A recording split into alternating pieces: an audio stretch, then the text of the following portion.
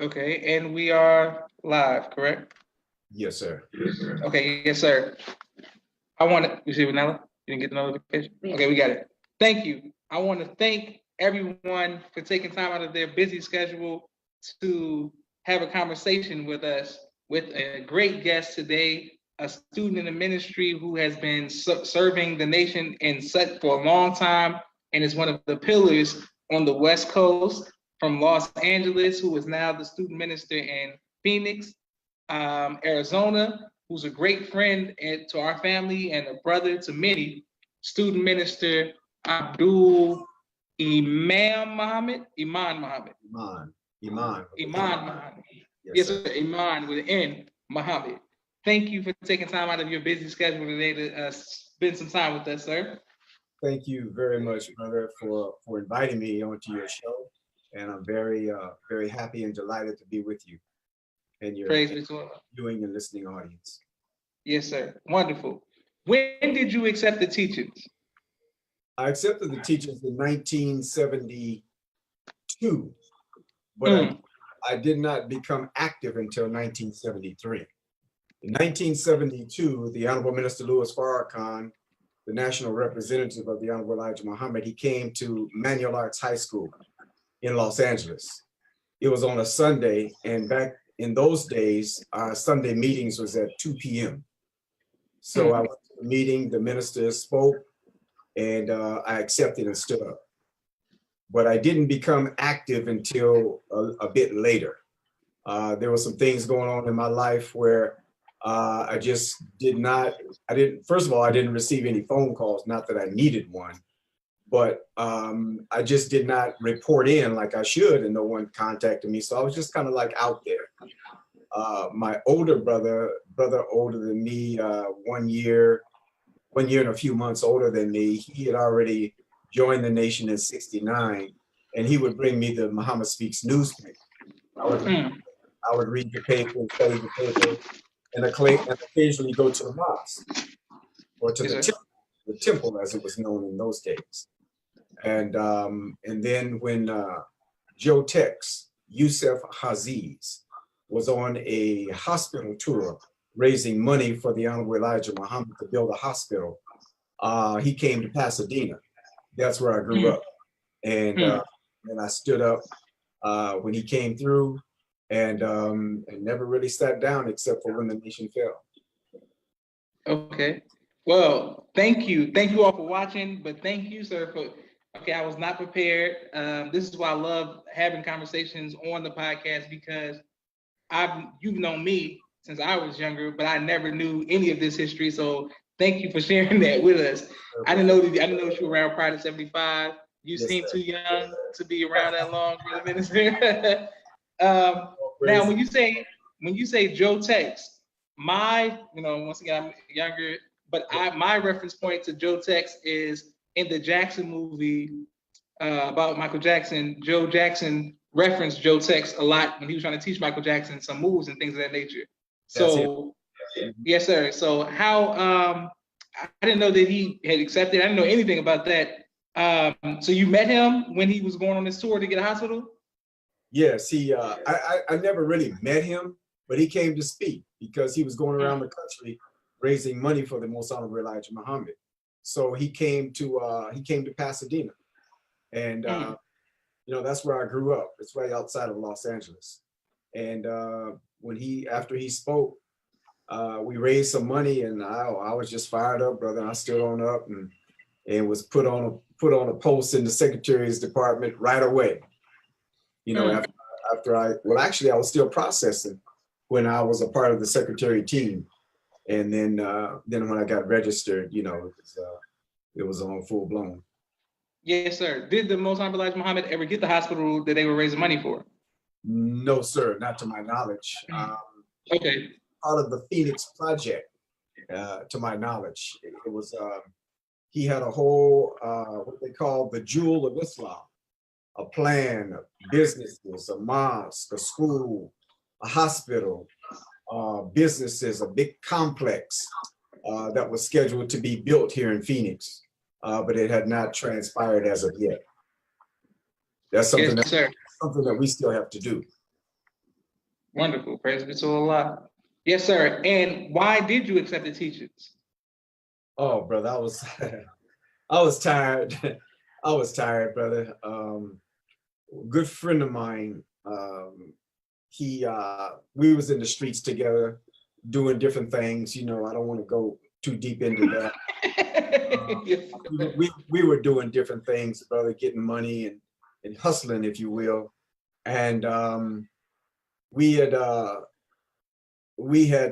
went shopping up in Hollywood that Saturday before Easter Sunday, and you know, buying clothes and getting sharp, getting clean. You know what I'm saying? Getting ready for the next day. And we went to his house, his apartment, and we played dominoes and we're just kicking it all night.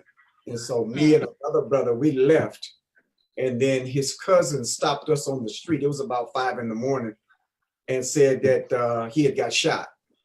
And we went to the hospital. His father and his brother was walking out of the emergency room and shaking their heads saying that he didn't make it.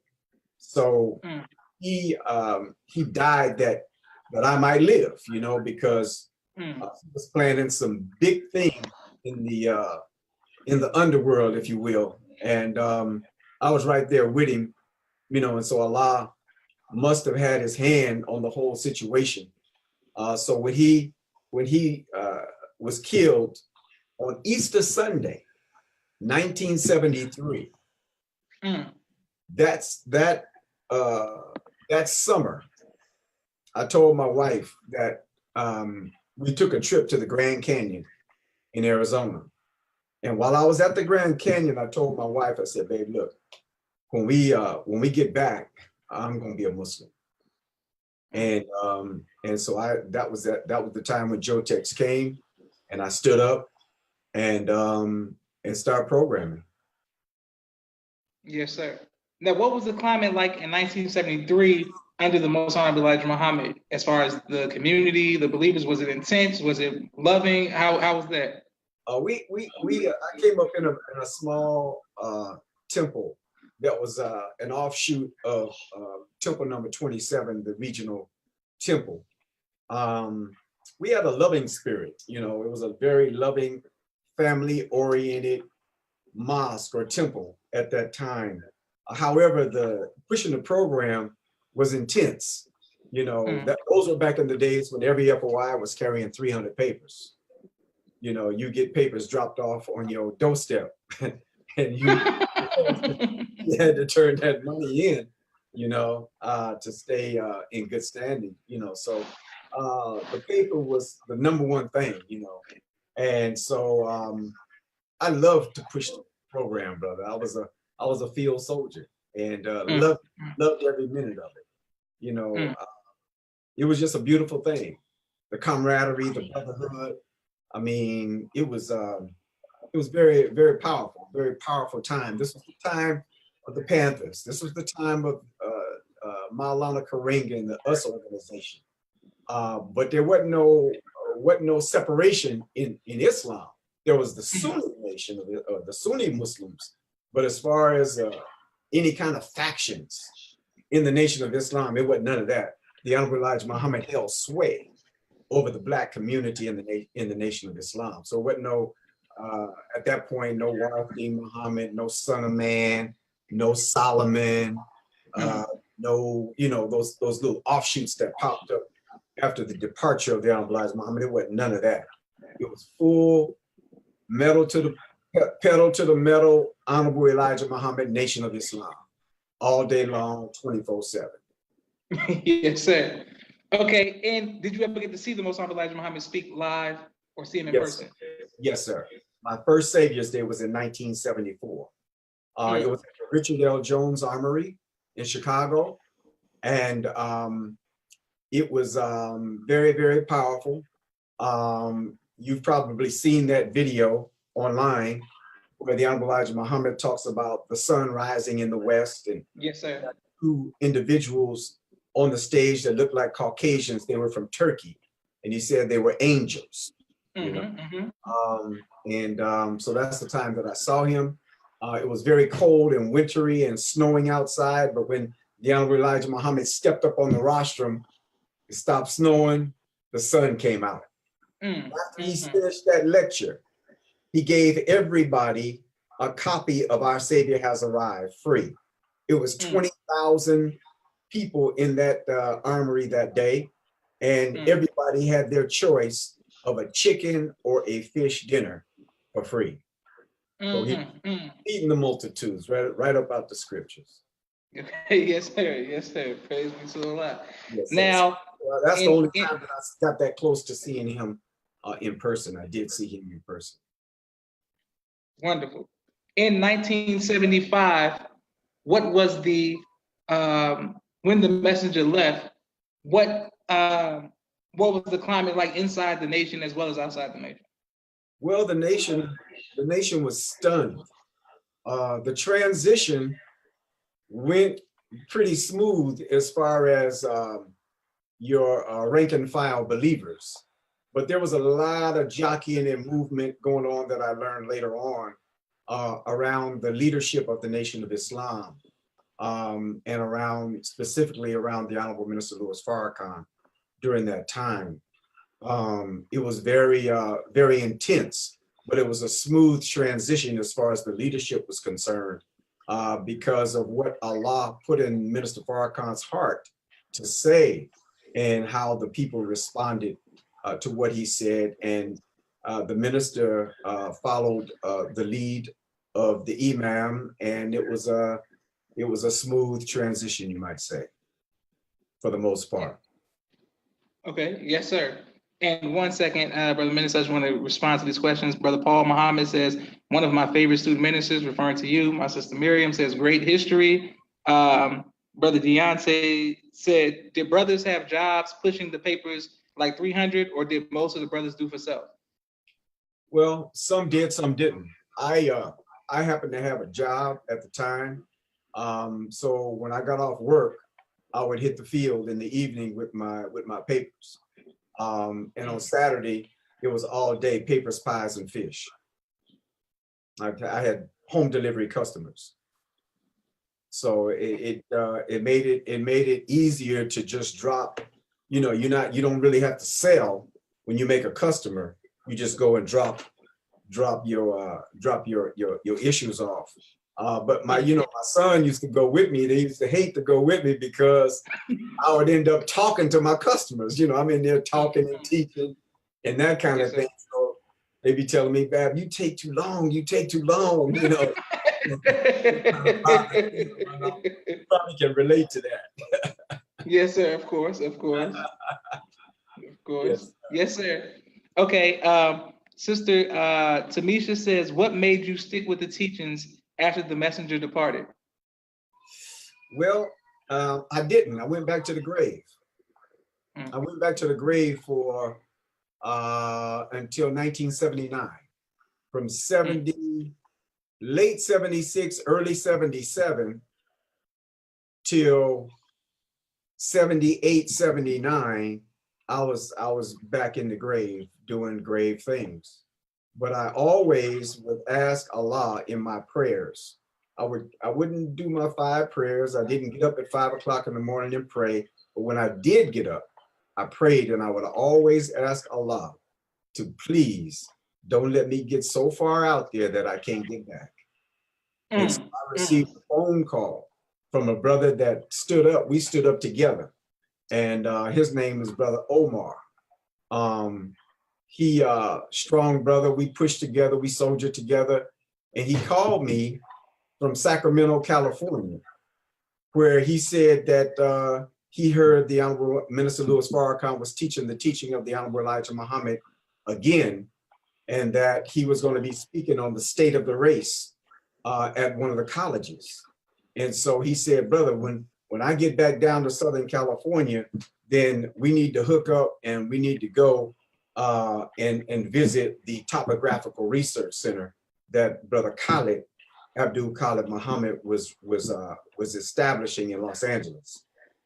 So that's what I did. I checked in during the what was called the tour at the Black Topographical Research Center. A group of Black nationalists set up a topographical research center where they had maps of all of the Black people in the country, and how Black people was concentrated in the southern states in the United States, and how every Black community had a railroad, had railroad tracks going through it, and every Black community had a military installation close to those railroad tracks. And they would point out things like how the freeways or the expressways was really defense highways, and how the tanks would roll. They was built to handle the tanks to roll down if there was insurrection from Black people. Remember, this was the time of the Black Panthers and other Black organizations standing up and throwing a blow toward our freedom, justice, and equality.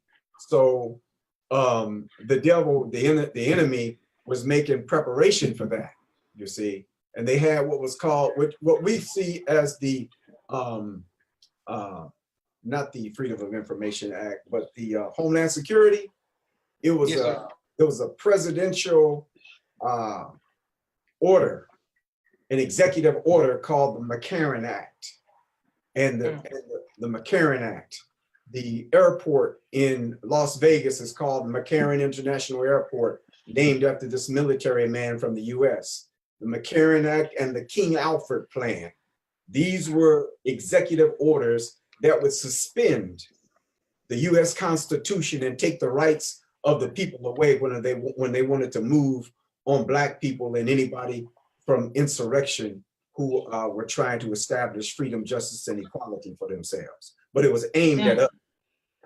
So these brothers would talk about that, and around 2 o'clock, Dr. Rushadeen, who Brother Khaled was known at that time, Dr. Rushadeen, he would come on and he would teach straight Elijah Muhammad teachings for about 2 or 3 hours every Sunday. And so we would come in and we submitted. We filled out a Form 4 back then and stood back up and became a force in Los Angeles. Once again, helping the Honorable Minister Louis Farrakhan rebuild the Nation of Islam. A study group was formed, and we began to study the teachings again. And that's what got me back. 1970. 1979. 1979. That's when I stood back up. Praise be to Allah. Yes, sir. Yes, sir. Thank you for your great response, and thank you all for watching and tuning in. Walaikum salam. My sister Naima sends her greetings, family.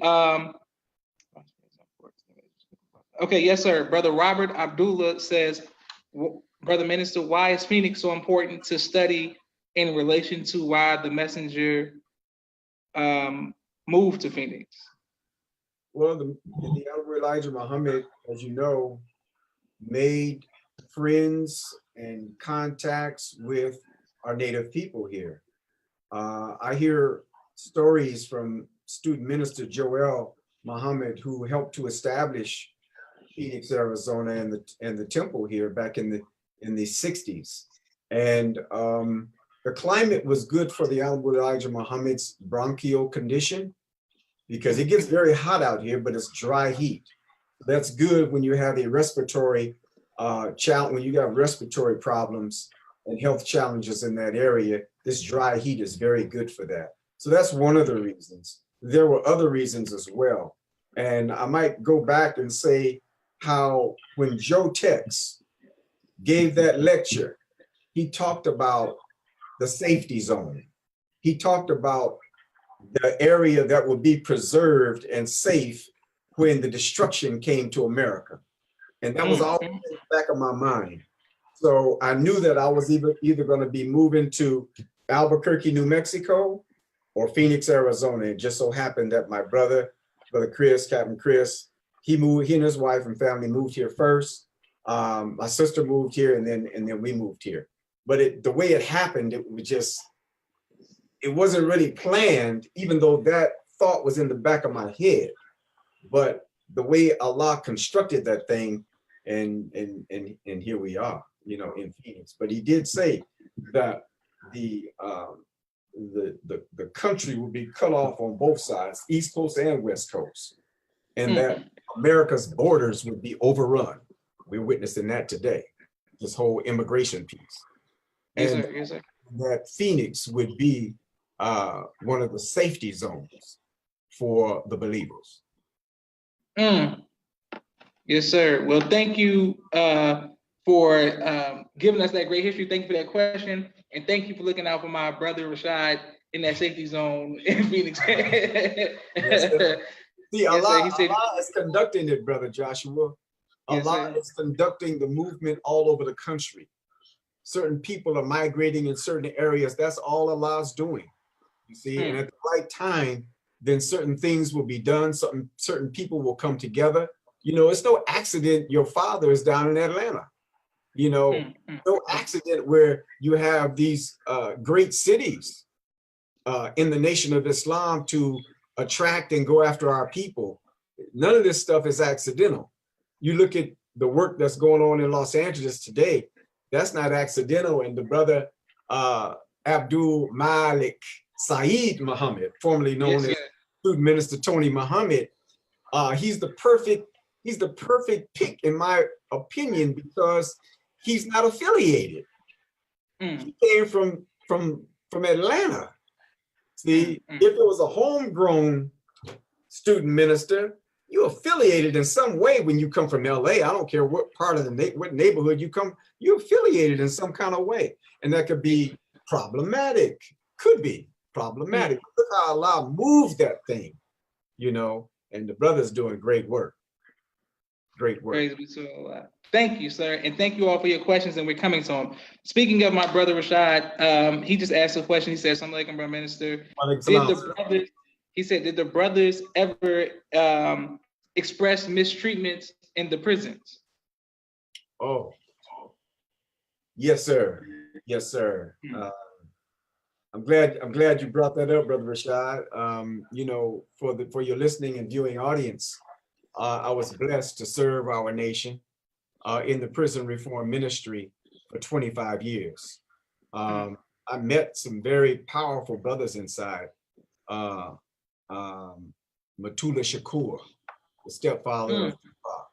Met him. I didn't know who he was at first till I did some research. Brother Ray Browning, well, he was from Pasadena, so I knew him. He was one of the founders of the BGF, Black Guerrilla Family, inside the prison walls. I met King Malik, formerly known as Jeff Ford, who is Rangers in Chicago, Chief Malik, you know.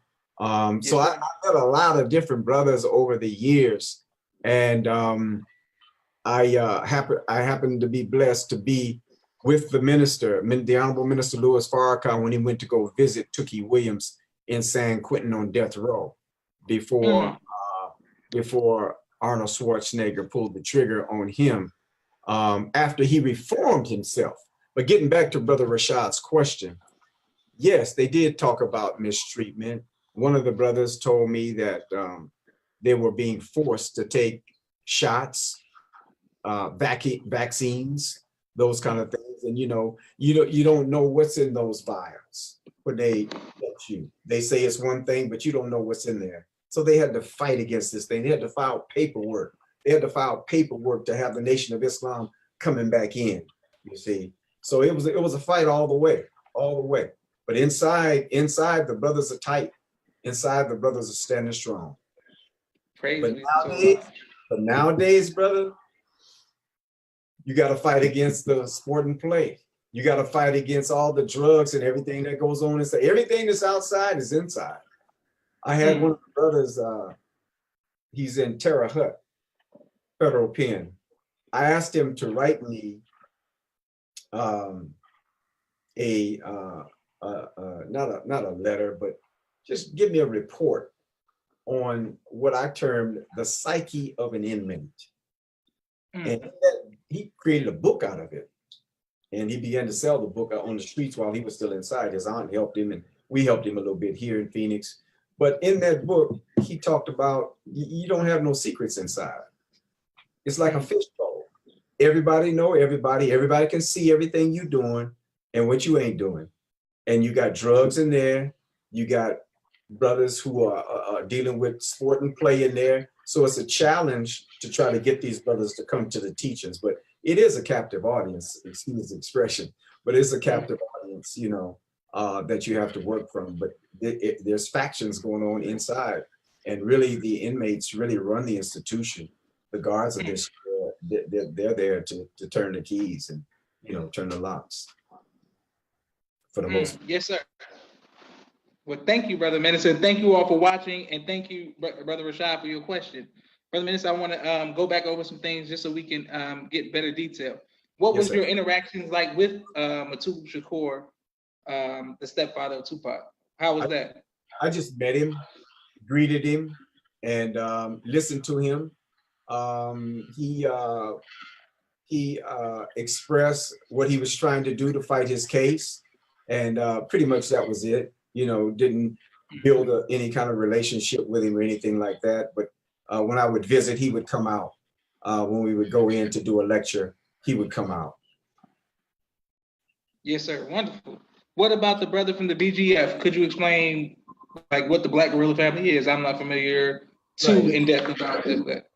It started with Ray Browning, who was a drug kingpin, right from my neighborhood around the corner.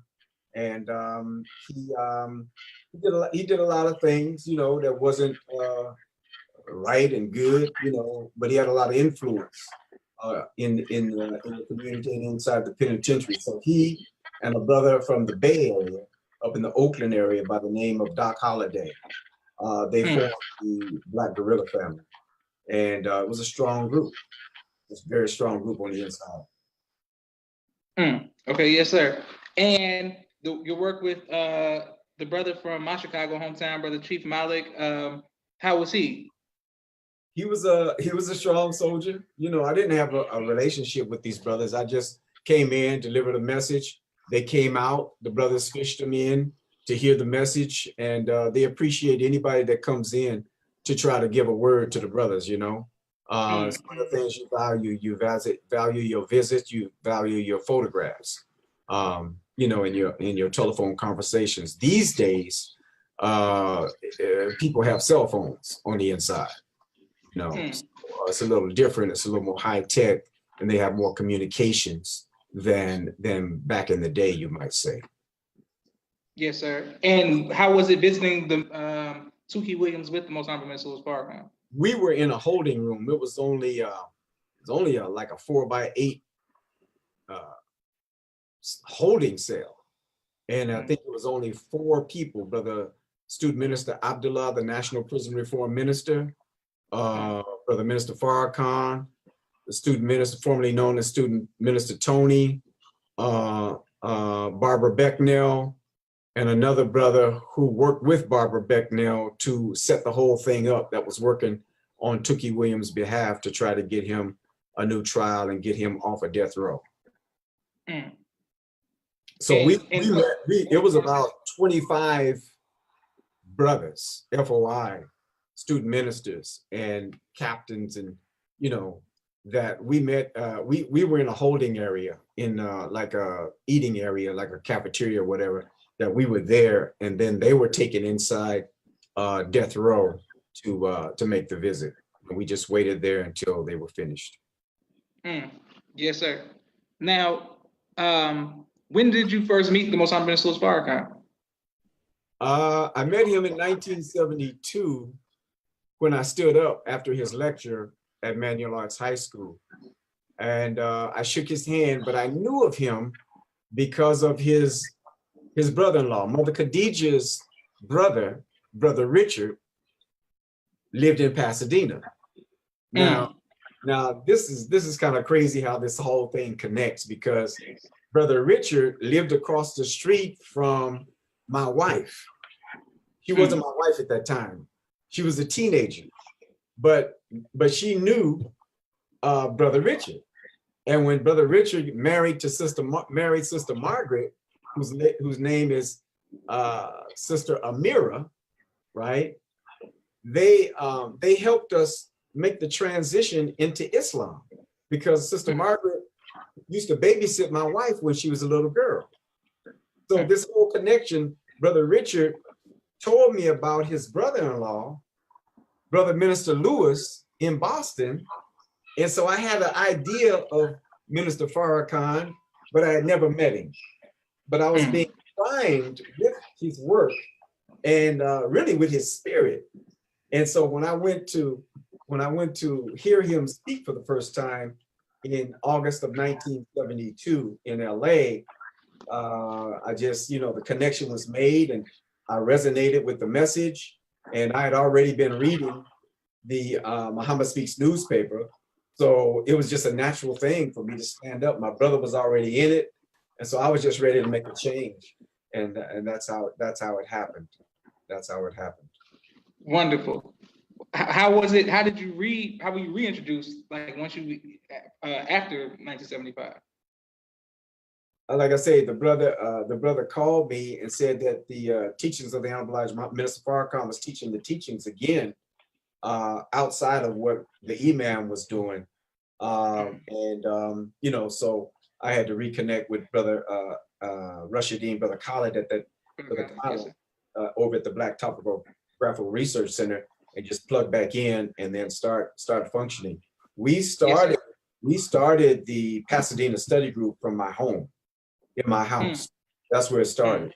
And from there, we expanded and got a recreation room at the local park. And we started building from there. Okay, wonderful. How was your work with Dr. Khalid? How was the work working for him and under him? It was beautiful. I remember Brother Khalid prior to 75. Brother Khalid was a lieutenant and a student in the ministry class. So I used to love to hear him teach because he had that young flavor, and he used to bring it, And, so he was a lieutenant, leading squads out in the field and that kind of thing, and he was up on the rostrum. So it was a beautiful thing. And that was prior to 75. That was prior to 75. Yes, sir. That was 1973, 1974, and 1975. Well, I didn't know that. Yes, sir. Brother Duran Salam from Los Angeles says, Minister Charles is dear to my heart and in my development in the Nation of Islam. Yes, sir. I love that brother. Yes, sir. Yes, sir. Duran is a soldier. Street soldier. Sir. Yes, sir. Okay, brother. When you were working with Dr. Khalid, who was a part of your training after like 1975, like as far as coming up in the ranks? Brother Abdul Malik, who was Michael 2X at the time. He came out of Compton. How Compton got started, brother, was when the mosque in Los Angeles, 5606 South Broadway, Temple number 27, the police attacked in the night and killed Ronald T. Stokes and shot 5 other Muslims, and they went to prison. Well, Black Arthur was one. He was a lieutenant under Captain Edward, later known as Ali Rashid, legendary regional captain in the Nation of Islam prior to 75. Well, when they got out of prison, Black Arthur got permission to start a temple in Compton, temple number 54. And so Compton became a haven for all the brothers that was coming out to Penn. They would go to Compton. And Compton had a hell of a squad. I can imagine. Certain things I can't say, Brother Joshua, about yes, sir. Yes, sir. I can't go there on your program. But Brother Malik was one of those brothers who was one of the top paper sellers. And that was a big deal, to be known as a soldier and a paper seller. That was a huge deal. He was doing 25, his top was 2,700 in 1 week. 2,700 papers, and they were turning that money in. 2,700. Did 2,500 many times, 2,000 many times. They had squads of brothers doing 2,000 and 1,000 papers a week. That's what they did. That's what they did. So Malik, he was Michael 2X at that time. He, in fact, the brother Omar, the one that called me, called him and said, man, look, the teachings are back, man. Why don't you come on down to the Topographical Center So he came down, and when he came in, he's a natural born trainer of men, and he just said, "Fruit, fall in. I'm the captain." And the brothers fell in because they already knew his pedigree, Yes, and we sir. already knew his pedigree because we had started a mosque in Monrovia, and we had seven brothers doing 7,000 papers a week in Monrovia. So when the imam came in, we we kind of like lost our zeal, you might say. And so when the brother called Malik, brother Malik came in, and we started training as FOI once again, hitting the field with the paper. The minister came out with that first paper. I think it was survival. I can't remember the first paper. It was used to come out once a month. The minister wrote with his own hand every article in the paper, the first 2 or 3 editions of the Final Call newspaper. We would take that paper to the field, brother. We had pies, and we would just go out and engage the community, and we built ourselves up, and eventually we got the big mosque on Crenshaw, and established ourselves. And Minister Farrakhan came in and dedicated that mosque, and the enemy took the mosque by eminent domain and built what is called the Baldwin Hills shopping mall right now. That's the ground that the mosque used to stand on. But that's how brother Abdul Malik came back and really helped push the brothers and train the brothers to rebuild the nation and to help the Honorable Minister Louis Farrakhan. Praise be to Allah. Okay, I got 2 questions to follow up with that. Yes, sir. First of all, what is, you say eminent domain? Can you please elaborate? Eminent domain is a tactic, you might say, that is used by the government to access property. For instance, the city called for eminent domain to take that property from us. They paid us, but they still displaced us, so they had to pay for that. Eminent domain can be used when, say, for instance, a railroad has to go through somebody's property, or they want to build something that has greater use than the use of an individual, has greater use for an individual or part of the city or a community. They can use eminent domain to take that property. If they're building a freeway, they can use eminent domain to buy those people out, even if they don't want to sell, and take that property. So that's how eminent domain is used. Okay, yes, sir. Wonderful. And thank you, sir. Brother Minister, could you please explain? I've heard the stories, but not necessarily in detail, about the police shooting that you mentioned earlier. Could you please explain that story? Yes, sir. You talking about on Broadway? When the Yes, police, sir. Robert T. Stokes. Yes, sir. I understand that the way it was told to me that the brothers, they had a pickup and delivery for cleaners, for clothes, for suits. And so the brother was bringing some of the believers' suits back to the mosque, after they were cleaned. And so the police rolled up on them and just threw down on them. And so by the time Brother Ronald T came out, he said, whoa, wait a minute. He had his hands up in the air. And they pulled out their guns and they started blasting. They shot holes in the mosque, brother. There was holes in that building for a long time. Yeah. So they killed Ronald T. Stokes, and they shot 3 other brothers. Brother Roosevelt, they shot him. He was shot, I think 3 or 4 times. Brother Nuri, who was at that time Black Arthur, who became the minister in Compton, he got shot around his heart and lived. It was the mercy of Allah, but that's how it happened. Brother William 12, who was in a wheelchair for 30 years before Allah, before he transitioned back to Allah. He had a market right across the street from the temple on Broadway. And I remember that brother, when I first came in, brother, he treated me so good, brother. He, you know how you can meet somebody and you hit it off where like you've been knowing each other for 20 or 30 years. That's Yes, sir. that's how he treated me. A real brother.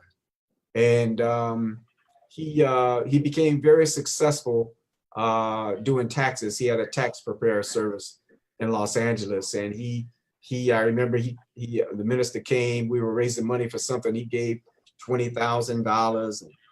He was just a very good helper, but he was in that wheelchair, brother, for 25 or 30 years after being gunned down. But he never stopped pushing. He never stopped pushing. He's in the wheelchair. He's in the wheelchair, holding up the Muhammad Speaks, and Malcolm is standing right by him. That's a very famous picture. Yeah. Okay. Yeah. Yes, sir. Yes, sir. Praise be to Allah. What happened to the police that shot them? Did they go to trial, or what happened to them? No, they weren't. To my knowledge, they weren't. Nothing happened to them. To my knowledge. Yeah, nothing happened to them. Okay. Yes, sir. Thank you all for watching, and thank you, Brother Minister, for your great history and great responses. I want to make sure that I give a shout out to the sponsors of the podcast for this week. We have Politically Oppressed with Street Premiere, my sister Miriam with ABC I Love Me, a great book you can get on Amazon, the Cheesecake Factory, the Cheesecake, me from Chicago, Sister Aisha Muhammad Stokes, Akira's Coffee Shop, and Sister Amina Haq Muhammad. Thank you all very much for your sponsorships. Okay, Brother Minister, what was it like? Did you ever have any death threats in your tenure in the Nation of Islam, or fear for your life, should I say? Yes, sir. Yes, sir, I did. There was a time when we weren't really, we were doing a lot of different things, brother. And I can't say the name because those persons are still living, and they thought that I had done something that I did not do, that I had to confront that individual. And not only was it a threat, but it was very close to happening for my life to be taken. And Allah spared the situation, and here I am. But yes. Also, on that note, separate incident, we were having FOI class on Manchester at a theater, and two incidents in that situation. One was one young brother who was a Crip. He came up and was saying, what y'all doing here? I said, we meeting. Brother Malik said, we the Nation of Islam, we meeting. And the brother said, well, y'all can't meet up here if we don't tell you can meet. Malik had one of those black metal flashlights in his hand. He smacked that upside his head with it, and the brother took off running. Back then, I was in tip-top condition, and I chased him and ran him down. Put him in a headlock, walked him back up to the mosque, and then we took him into the office, and Brother Malik called his father and told him, said, look, we the Nation of Islam, your son is up here causing a problem, and the father was on our side. The father said, I told that boy he better stop doing all that kind of stuff. We let the brother go, but we established ourselves. The second incident, one of our brothers who made a U-turn. The police stopped him to give him a ticket. Then the police started poking him in the chest with the baton. Well, we were having FOI class that morning.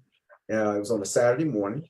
And the brother drove up in the alley and said that, the police came behind him. Brother Captain Malik came out and started talking to him.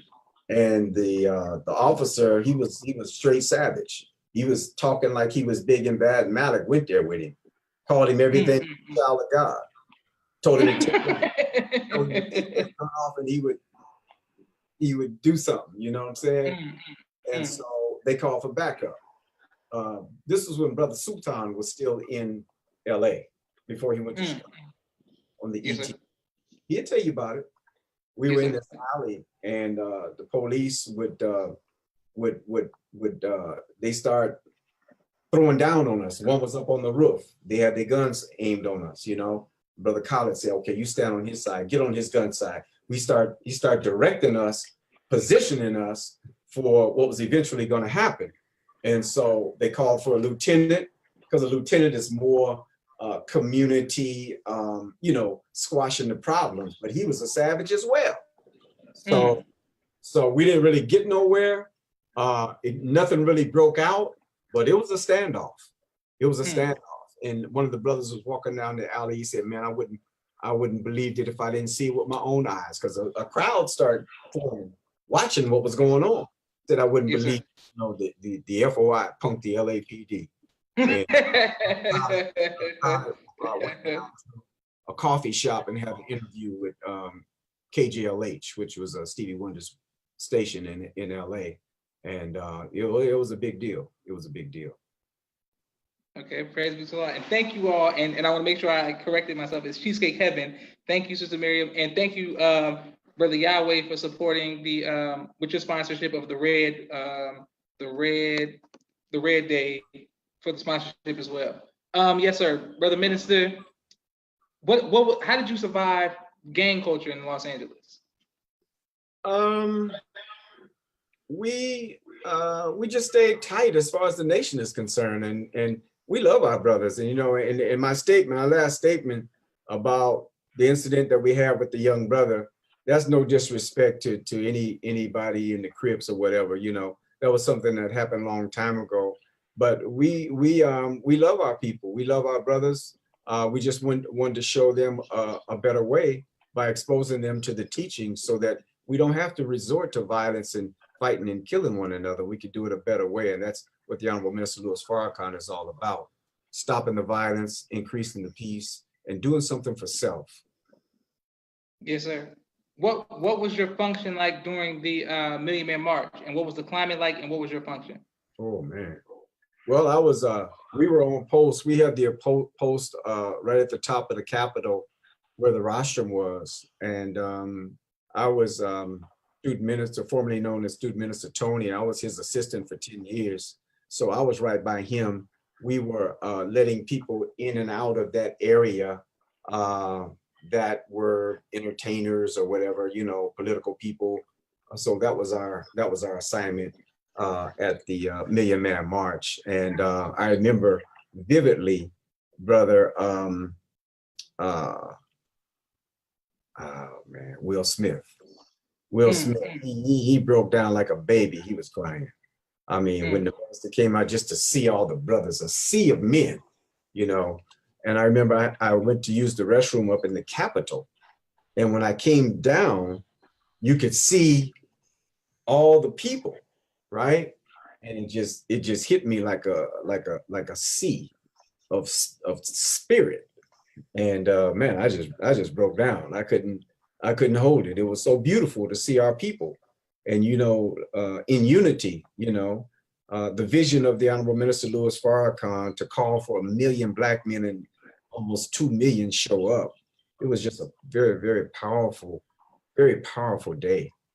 Very powerful day. Wonderful. Praise be to Allah. Yes, sir. And Brother Minister, you mentioned these Will Smith, who's been a great supporter of the Nation of Islam, as well as the 10-10-15 Justice or Else donating money. Yes, sir. What other celebrities have you encountered and that had a positive respect for the nation? Eddie Murphy,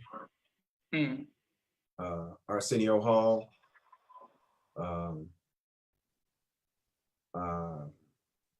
brother Maulana Karenga, who was over the US organization, who established Kwanzaa. He was there. You know, he spoke that day. But that's all I can remember that was there. That has been a friend of the nation and a friend of the Honorable Minister Louis Farrakhan. Okay, yes, sir. Excellent. Brother Minister, how did you, thank you, Brother Hannibal, for saying good luck on the interview. And thank you, Brother Robert Abdullah. and brother Deontay and Rashid Z. Muhammad. Yes, sir. How did you end up going to Phoenix as far as becoming a minister in Phoenix? Well, I went to I had already moved here, and my ideal was to just kind of just help a little bit and still push the program, but not on the same level that I was doing in Los Angeles. But you get to a point where, brother, you just can't help yourself when you love Islam. And so I was helping student Minister Patrick at the time. And it wasn't on the same level as what I was doing with Minister Tony. But I was still helping him on the rostrum and helping him run and help out in the orientation class. And so there was an incident that broke out, and without going into any details, student minister Patrick left, and the Honorable Minister Louis Farrakhan asked me through student minister Tony at that time, would I assume the post, and that's how I got in the post. Yes, sir. Wonderful, sir. Recently, over I'm assuming the past few days during the funeral of our brother Nipsey Hussle, Yes, sir. You received your holy name. Yes, Could sir. you please explain the process and what your name means? Oh man, I'm still trying to get used to it, brother. Joshua, I'm still trying to get used to it, brother. It's such a blessing. It was 5, 1, 2, 3, 4, 5, 6, 7, 8 student ministers there. The brother from Texas, Brother Hakeem, he already had his holy name. But when we sat down, Minister Farrakhan was at the head of the table. Next to him on his right was a brother student minister, Christopher from San Francisco. Next to him was student minister Keith from Oakland. I was sitting next to student minister Keith, and brother Hugh from San Diego was next to me. On the other side, on the left side of the table, from Minister Farrakhan's left was student minister Tony, and the next was student minister Robert from Compton, and then brother Kareem from the Inland Empire, and then brother Hakeem from Houston. Well, when we sat down, the minister, he said, he looked at brother, minister was in a very, very good mood. His spirit was, he had been teaching all day. We got there, I guess around 1:30 or something like that. He looked at brother Christopher and said, brother Guide, Rashid, Abdul Rashid, Abdul Rashid, Rashidullah Muhammad. It was very dramatic, brother, the way the minister did it. Then he went to brother Keith. He said, brother, thank you, brother. Thank you for being so patient with me. You are Abdul Sabur Muhammad. Sabur is a derivative of sabir, which means patience and steadfastness. Then he looked at me and he said, brother, thank you for being so steadfast over the years. Thank you and your family. And you are Abdul Iman Muhammad, the servant of the faithful. I said, praise be to Allah. I just broke down, brother. I just, I couldn't hold it. Sir. Yes, sir. Yes, sir. He looked at brother Hugh from San Diego. Yes, sir.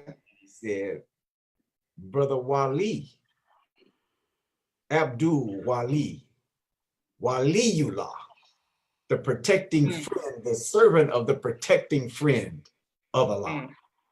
Waliyullah Muhammad, Abdul Waliyullah Muhammad. So then he went over to, and then he was next was on his left, which was student minister Tony. He said, brother, and you are Abdul Malik Muhammad. Then he came back and added another part to it. He said, you are Abdul Malik Saeed Muhammad, to make a distinction between Abdul Malik, who used to be the captain in LA, and the other Abdul Malik from the Sunni community. You know who I'm talking about? He was helpful in the Million Family March and some of the things that the minister was doing with the Islamic community. His name is Abdul Malik too. So Brother Tony's distinction is Abdul Malik Saeed Muhammad. So he looked at Brother Robert from Compton. He said, straight out of Compton. He said either you're going to be straight in Compton or you're going to be crooked, you know? And he said, what is Al-Fatiha? So I started reciting Al-Fatiha. When I got to the part that said, Sarat al-Mustaqim, he said, stop right there. He said, that's, brother, you are the Mustaqim Muhammad, you know. Brother Kareem from the Inland Empire, he already had, he's already Kareem. Muhammad Kareem is a holy name already. Yes, sir. And that was pretty much it. That's how that transpired. Yeah. It was very powerful moment. I'm still trying to get used to it. And so he gave the wives the feminine part of the name that he gave to the brothers. Yeah. So my wife's name is Sister Imani, the feminine part of Iman. So her name is Imani Muhammad. Praise be to Allah. And thank you all for your comments. Thank you, Sister Naima, for doing a great job of handling things for me in the comments. Brother Deshaun, thank you, sir. Thank you, Brother Johnny Muhammad, for your reference points. For your things. Brother Robert Abdullah, Brother Duran says, what a beautiful name. Brother Deshaun said, all praise to Allah. Sister Miriam says, all praise to Allah. So does Brother Robert Abdullah. Brother Minister, I have to, you just said the feminine version of those names. What would that be for Minister Christopher and Brother Hughes' name? Brother Hughes would be, I'm not sure, brother. I'm not sure. He had to ask that, you know.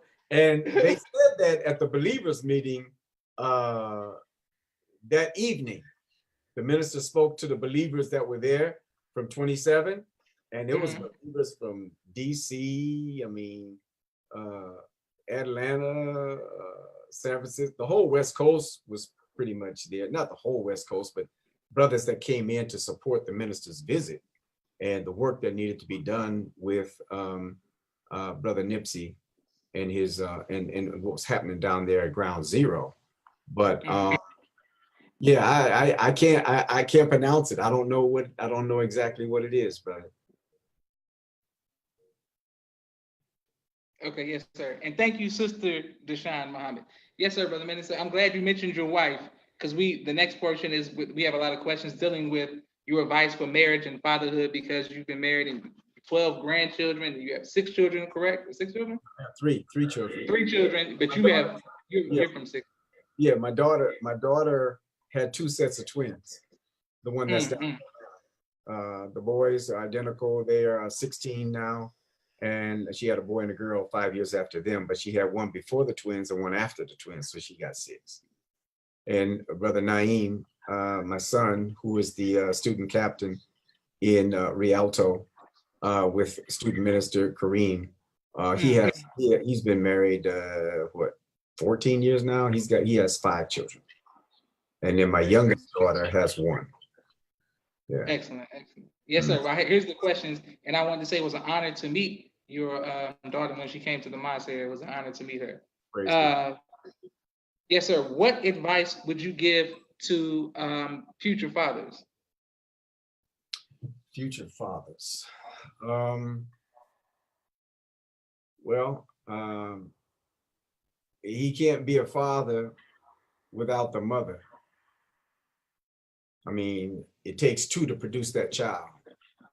So to stay in unity and in agreement, I would say, if she is Muslim, to have open communication, honesty, and seek for agreement, strive for agreement. There's three major things that, besides the spiritual base, because we have to keep Allah in the center of our relationships if we intend for them to last. So other than that, you have three major areas that are usually issues in going separate ways. They are financial, communication, and infidelity. You see, so if you, for your children to be a good father, first of all, you need to have income. You need to have income, because it takes money in the world that we're living in to do the things that you need to prepare your children, to give them a good upbringing, and to give them an education that will give them the knowledge of self outside of the devil's, the enemy's structure, what he calls education. You see, so you want to have your financial thing intact, and you want to be disciplined so that you can show him how to be disciplined. Young boys need things to do. It's true. Idle mind is a devil's workshop. So you got to keep them busy. You know, that's part of being a good father. Maybe it is sports. You can get them into sports to keep them busy, keep them active. You see, whether it's football, whether it's martial arts, you know, whether it's gymnastics or whatever they like to do. Maybe it's art, maybe it's music, whatever. You know, keep them busy and stay in contact with them. And it's a fine line between you being their friend and their father. Sometimes you can be friends with them, but you got to be their father to be able to give them the kind of discipline and the kind of respect that they need for their father. That has to be established at a very early age. And the mother is very important in that process. The mother can teach that child to hate you or love you. So you have to have a good relationship with her, a fair relationship. If you're not married, you know, a fair relationship, you know, and if you can get her to understand the teaching and the value of what we've been given as a teaching, because it teaches us civilization. And if she's not civilized, it will be very hard on the father, if he is in the nation, and vice versa. It goes both ways. If the child is, the father is not in the nation and she is, you see, then it's going to be difficult to try to give that child what they need as a foundation: the knowledge of self, the knowledge of their history, discipline, you see, and understanding cause and effect. You know, so it's a lot that goes with that. You know, it's kind of hard to sum it up in a few minutes, but that's pretty much the gist of it for the time that we have for that segment.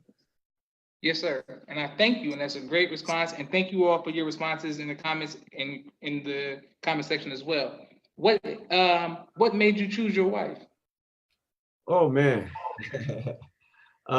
we was at a party, and I had known her from high school, and we went to a party, and we danced, and you know, had a good time. And I asked her if she wanted a ride home, and she said yeah, she would let me take her home. I took her home, and that was the beginning of our relationship. At that time, I can't say that when I got married, I can't say that I loved her. I liked her a lot. I didn't know what love was, but we just celebrated our 47th year together. April 47 years. That's Muhammad in the Quran. Yes, sir. Yes, sir. 47 surah. Excellent. Okay. Now, what advice would you give to future husbands? Court, get the courting manual and go through the courting manual and try to check all those boxes that you can, you know, and be upfront, you know, with each other, you know. For the brother, you want to have you want to have a place to take her. You don't want to move into her house. Yes, sir. Yes, sir. You don't want to move into her mama's house. Yes, sir. Yes, sir. You're getting into the yeah, it's a slippery slope. You know, yes, sir. You want to make sure you have some money. You want to make sure that you have a place. You want to make sure that you have a vehicle, and that your spirits complement one another. You know, there could be challenges in the beginning of the relationship because sometimes, you know, there's a jockeying for position, subconsciously or consciously. And as long as the man can discipline himself, then he doesn't have to submit to things that would detrimentally hurt him in the relationship. And, you know, I could go further into that, but I don't think that I should right now because of the sisters that may be listening. It's really man talk. And I would reserve that part. Yes, sir. Well, I'll definitely reach out to you. Please put me on, my brother. I said, please put me on. Yes, sir. My sister Miriam says, "Oh, my sister celebrates July 47 years. That's beautiful." Brother Ghazi says, "My big brother Salute Minister Abdul Iman Muhammad salute." Excellent, brother minister. When you have, if you have made errors and mistakes in your 47 years of marriage, how did you go about apologizing to your wife? I have made mistakes. Some that I won't talk about in this setting. But you just have to be very honest. You know, when you look at the 8 steps of atonement, that's the key right there. That's how we should apologize. The wrong has to be pointed out. We have to admit, if my wife says, "Look, you did thus, and thus," and I say, "Well, no, I didn't," then you're not getting anywhere, because you have to admit when you do wrong before you can go to the next step. So there has to be agreement for us when we go into the 8 steps of atonement that we're going to be truthful with one another. If we're not truthful with one another, it's not going to work. So that's what I tried to do, brother, be truthful with one another and with my wife in my mistakes. And she loves me, I believe, unconditionally, and I love her unconditionally, you know. And she loves Allah more than she loves me, and I love Allah more than I love her, and we already know that.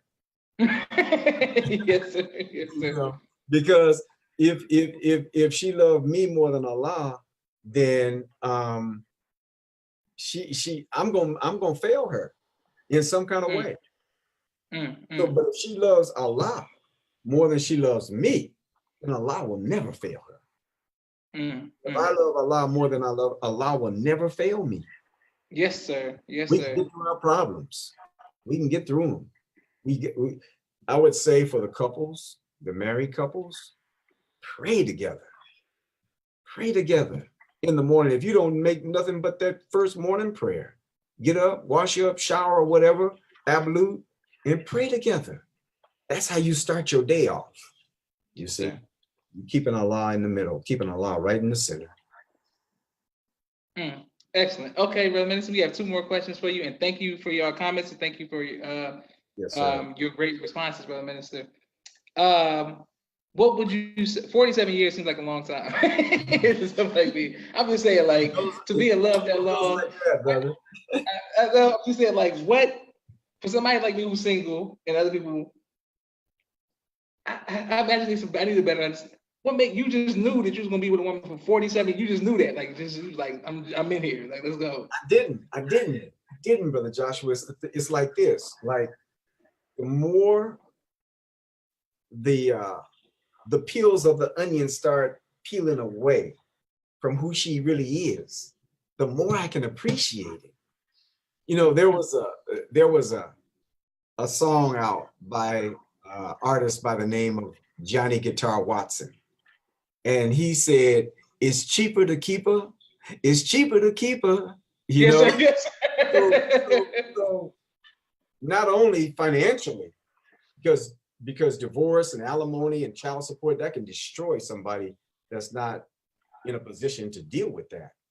You know, but the expense of the mental thing, you know, and the expense of splitting your family up and making your children choose between one or the other, an expense that we can't afford. We can't afford it. It's too expensive. You see. So yeah. So yeah. So I learned to value her. I learned to value her and uh, love her more and more for what the godlike qualities that I see in her. And let me just say this, that the MGT is made for the FOI.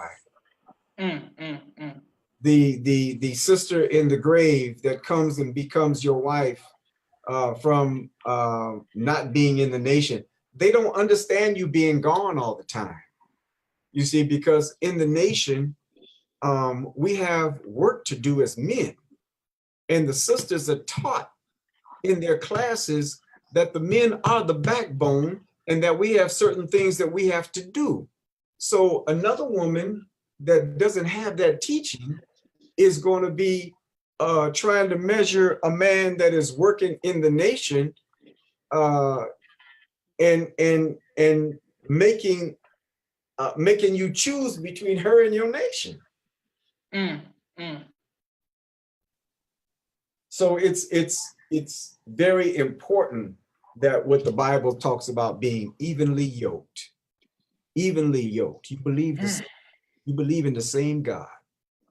You believe in the same leader, teacher, and guide. You see, and it makes it easier. Not to say that it's going to be smooth all the time. It is not. It's not. Hard trials is necessary to establish the truth. I think Yes, that sir. was Shreve's message today. Yes, sir. Yes, sir. Yes, sir. That's real on a whole lot of levels. So that relationship is going to be tried by trials. The first 3 years, the minister teaches us that there's going to be a trial in the first 3 years. You see. So, but you don't run from the trial, you run to it and overcome it. You pray for wisdom, and Allah puts problems in your life. You solve the problem, you become wise. Wiser than you were before you went into the problem. Yes, sir. Praise be to Allah. Excellent. Thank you, sir. Okay, here's the questions because I don't want to hold you past time, sir. What do you do for fun, Brother Minister? For fun? Yes, sir. Oh man. I like to engage with the people for fun. That's what I like to do. Fun is learning, like the minister points out in the Closing the Gap. Having fun is to increase my knowledge. Having fun is to exercise that knowledge in new realms of activities. I'm a people person, so I like to engage in a lot of mental gymnastics. You know, I like to engage and communicate and talk about various things. You know, I love to study new things, you know, and You know, I like to exercise as well. I like sports. I like boxing. I like martial arts. You know, Mm, I like those things. I like to shoot pool every now and then. You know, mm. um, yeah, I like those things. But I like learning, and learning is fun to me. Wonderful, sir. Yes, sir. After the minister leaves, what do you want your function to be? Continue the work. Continue the work.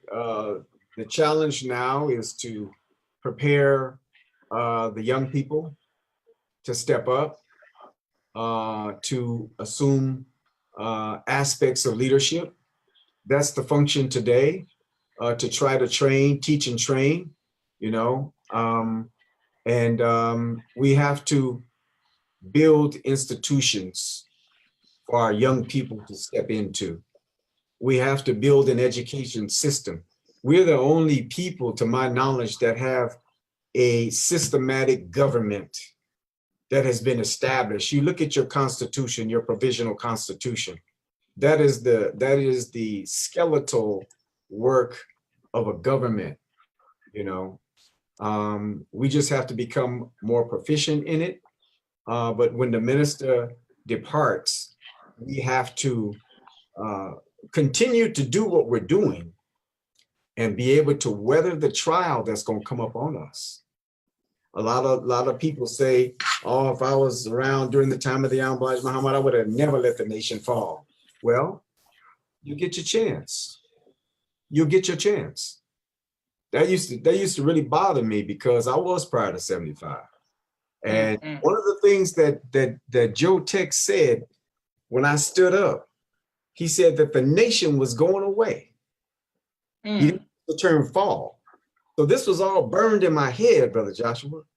He said the nation is going to go away. He said the Honorable Elijah Muhammad said that you'll be able to fit the believers in a taxi cab. Mm, mm, mm, And that's exactly what happened. mm. It was only Minister Farrakhan, Brother Jabril, Mother Tynetta, and I believe Brother Whitehead came after that, shortly after that. They could fit in a taxi cab. Yes, sir. So, so when the Honorable Minister Louis Farrakhan, the Jesus in our midst today, Yes, sir. Yes, sir. when he departs, we have to hold on to what he has given us. We have to be able to govern ourselves. We have to be able to manage ourselves and continue to reach out to our people. But there will come a time when we won't be able to work. There's a time when there will be no light. Only the light that you have, the 5 wise virgins and the 5 foolish virgins in the Bible, where they were waiting for the groom, waiting for the wedding, you know, and the 5 foolish didn't have no oil in their lamps. They couldn't light their lamps. They said, well, can we borrow some of yours from the Mm, ones that mm, had oil in their lamps? He said, no, we can't. We can't give you none of ours because we won't have enough. mm, So they went mm, out to get some oil.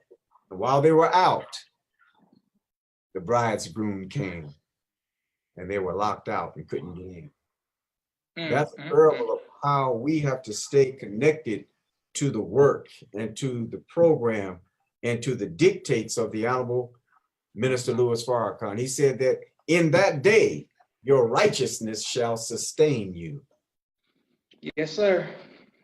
So we have to be very careful on how we interact with this world, you know, um, and not being spooky at all.